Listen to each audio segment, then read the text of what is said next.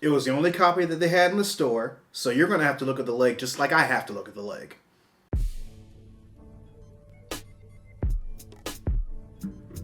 Ready Player One is a work of fiction that revolves around the dystopian future / science fiction / fantasy genres that, let's just face it, every single young adult novel takes place in unless it's a legit teen drama. It was written by Ernest Cline and was published by Broadway Books in 2011, which is a subsidiary of Penguin Random House. Jesus. The story takes place in the version of 2045 where pretty much everything that we've been telling our congressmen and senators is happening in regards to us killing the planet is actually happening. So what do we do about it? We just play video games. Specifically, a very elaborate virtual reality simulation called Oasis, where everybody can be whatever they want and do whatever they want in whatever world they want. Whether it's from a movie, a video game, a period in time, anything. Then the creator of the thing dies. And instead of being like, a normal person, he creates a contest within the Oasis in order for people to find 3 specific keys that unlock 3 specific gates. Copper, jade, and crystal respectively. Whoever finds all 3 keys unlocks all 3 gates and finds the MacGuffin, the Easter egg, the MacGuffin first, gets ownership of the Oasis and the creator's entire fortune. And so the people participating in this contest, these egg hunters, these Gunters, have been trying to find the first key for over the course of 5 years, all while battling this evil internet conglomerate company with the abbreviations of IOI, which is pretty much Comcast, that are utilizing a loophole in the creator's will in order to participate in the contest, with the intent of making it a worthless place to be in for the sake of monetization and profit if they win. But that all changes when an 18-year-old Gunter, real name Wade Watts, finds the copper key first. And with IOI both physically and digitally on his trail, he, his friend Aek, and a fellow Gunter, Artemis, have to survive IOI's advances and find the Easter egg. I would have to say that my favorite character in this book is Aek. While the book didn't necessarily allow me to know that much about him because it told the story through the point of view of Wade, which I will get to in a minute. A lot of Aek's actions just screamed reasonable to me. He was the big brother that wasn't a bully, but he wasn't going to force you to talk to him about shit. If you were going to tell him, you were going to tell him. But at the same time, he wasn't going to go over a mountain for your ass if you weren't going to put in the work to prove that he should. And then the reveal of who he was in the real world, along with the struggle that he had to go through to get to the point that he was at when we were first introduced to the character, just like pretty much solidifies everything. By the way, when that happened, it was one of the only parts in the book that I legit had a smile on my face. Aek was as perfect as a character as this story and the rest of its main character ensemble was going to allow. With the runner-up being Artemis. Artemis is me whenever I realize that I need to cut the fat in order to achieve the goals that I set out to accomplish. Whether it's in YouTube, my writing career, my entertainment career, anything.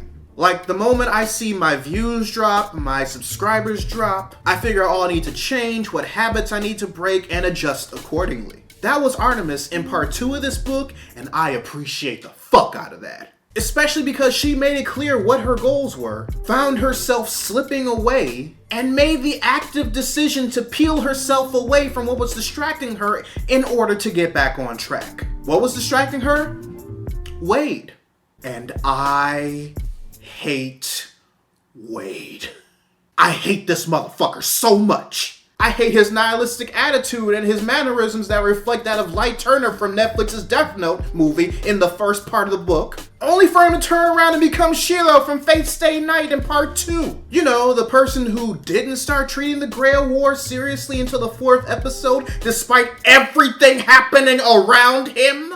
I say this because Wade knows how serious the hunt escalated, but he doesn't take it seriously for like half the second part of the book. Even though he witnessed the ramifications of what would happen if IOI won the hunt first fucking hand. He doesn't develop or learn from his mistakes until the very end of part 2, despite the book giving him plenty of opportunity for him to do so beforehand. And even when he does, it's not even for the right reasons. And not nearly enough to make up for all the bullshit. Like, the main dead-ass lesson that Wade is supposed to learn stared him straight in the face over the course of the entire story.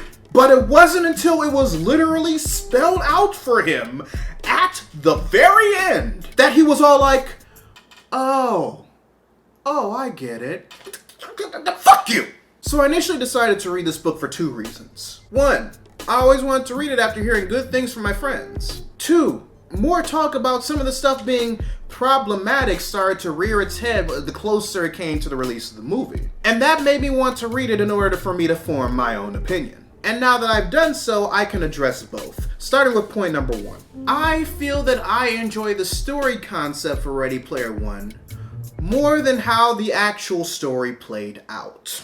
True, a lot of it had to do with Wade being the main character, how it was told through his POV, and how he developed over the course of the story. Like, real talk, if the story was told through Artemis's point of view, I probably would enjoy it a lot more. But then there's also the case of the book's main ploy. Restorative nostalgia of the 1970s and the 80s, and Klein spreads that shit so thick. It's like if restorative nostalgia was the icing on a slice of cake, then all the icing in the container was used on that one slice. I say that because for the first 2 parts of the book, it feels that the reason why Klein is laying it on so thick is because he honestly wants us to like the things that he likes. He even says it in a line of dialogue in the book when the business partner of the guy who created Oasis was being interviewed. Jim always wanted everyone to share his obsessions, to love the same things he loved.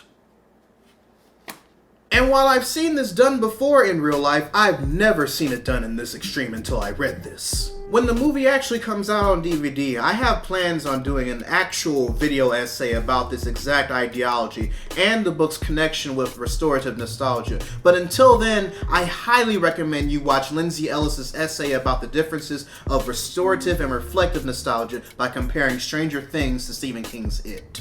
But yeah, for me, it was a combination of Wade's view on the world and the overall reliance on nostalgia that made me feel the way that I really feel about this book. In my opinion, the book didn't actually start getting good until part 3, and that says a lot. Which kind of sucks because I love adventure stories in general, especially ones that involve problem solving, and this book has it. As far as the parts that were problematic, I get it. The ones that irritated me the most were the parts where Wade was trying to find out if Artemis was an actual girl in the real world, especially because they took place in the first 2 parts of the book in which his development moved as slow as a fucking snail crawl. Like, I understand that the book was written in the early 2000s and published in 2011. I also understand that the eyes that are looking at his stuff now are different than the eyes that were looking at it back when he was first writing/publishing it. And it's because of that I understand why some people are mad. That kind of talk did not age well in the book at all. It's implied that he's moved past that mindset in part 3 when a certain revelation has dawned upon him. And there's a part of me that buys it, and a part of me that doesn't. Mostly because it's fucking Wade.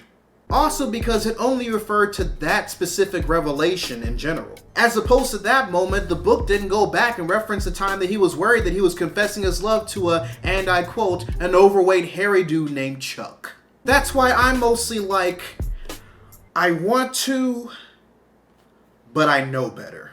Oh yeah, and the fact that you can buy handguns from vending machines.